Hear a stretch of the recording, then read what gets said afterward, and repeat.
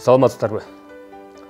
Жараян аскер чыгарылышынын кезектеги бөлүгүндө улуттук армиябыздын куралдуу техникалык базасына жаңыдан кошулган Сирия, Крым аскердик операцияларында кеңири колдонулган Тигр зооттолгон жол тандабасы тууралуу баяндап бермекчибиз. Тигр Россиянын көп максаттуу жана өтүмдүү зооттолгон атайын унаасы 2000-жылы Бириккен Араб Эмиратынын өкүлчүлүгү Америкалык Хаммер компаниясы аскердик зооттолгон унааны чыгарууга макул болгон соң Орусиялык арзамас унаа чыгаруу заводуна кайрылышат. Жыйынтыгында Бириккен Араб Эмираты Бин Жабр Гroup компаниясы менен түзүлгөн $60 миллион келишимдин негизинде өзгөчө аскердик зооттолгон унааны чыгарып берүүнү макулдашат. Келишимди аткарууну ГАЗ Горький автозаводунун директору белгилүү конструктор Каршунов Александр Андреевич өз мойнуна алат. Александр Андреевич баштаган конструкторлор тобу ишин баштап 12 айдан кийин алгачкы 3 зооттолгон унаасын чыгарат. Тигр HMTV ар кандай тапшырмаларды аткаруучу зооттолгон бардык жерде жүрүүчү унааларды Абу Даби эл аралык Айдекс 2001 армиялык көргөзмөсүнө коюлат. Араб кардарларына унаа жаккандыктан эч себепсиз Россияга кайра кайтаруудан баш тартат. Жана түзүлгөн келишимдерди жокко чыгарып, конструкциялык долбоордун бир бөлүгүн бербей коюшат. Башка чет өлкөлүк автозавод менен келишим түзүп, 2005-жылы Невр атайын аскердик унааларын чыгара баштайт.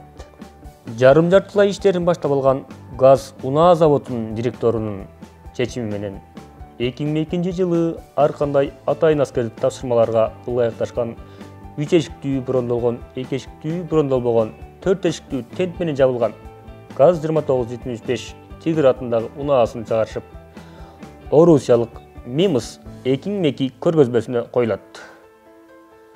Биринчи кардары Орусиянын ички иштер министрлиги болот.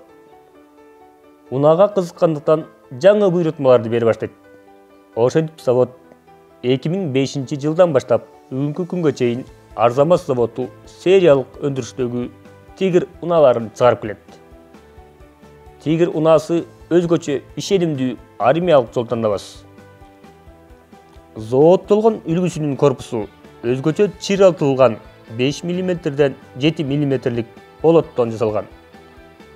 Унификациялык максатта корпустарын чечип тагууга ылайыкташылган. Биз кадимки БТР, БМПга салыштырып көрөлүчү, алардан артыкчылыгы эмнеде? Тигр зооттолгон жол тандабасынын салмагы дээрлик жарым эсеге аз, 7 тоннаны түзөт. Ичинде кондиционер, блоктон өзү чыгуучу жабдыгы, дөңгөлөгүнүн автоматикалык желдеткичи, ыкчамдуулугу, шамдагайлыгы, ылдамдыгы менен айырмаланып турат. Тигр зооттолгон унаасынын ар кандай модификациясына жараша ар түрлүү куралдар менен жабдылат.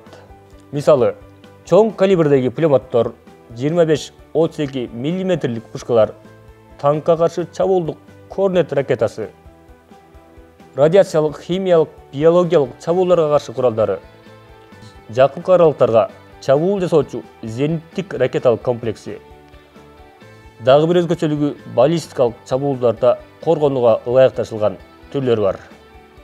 Жана согуш талаасында мобилдүү аскер медицина унаасынын милдетин да аткарат. Тоолорго, тала түздөргө кебелбей жүрүүгө ылайыкташкан. Бир гана кемчилиги сууда сүзө албайт. Классикасында зооттолгон бардык жерде жүрүүчү, согуштук салмагы 7 тонна 600 кг чейин.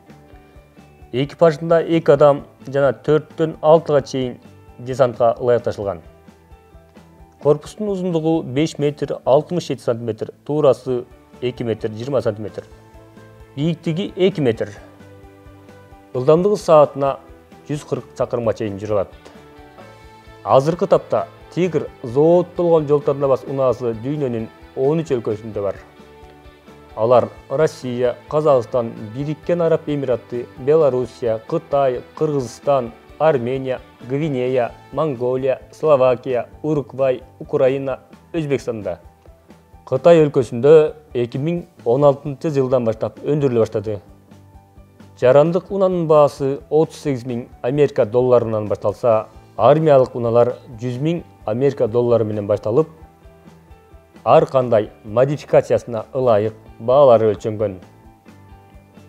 Жарыян медиа Кыргыз армиясынын куралдары, техникалары тууралуу баяндап берүүсүн улантат. Андыктан биздин каналга катталыңыздар.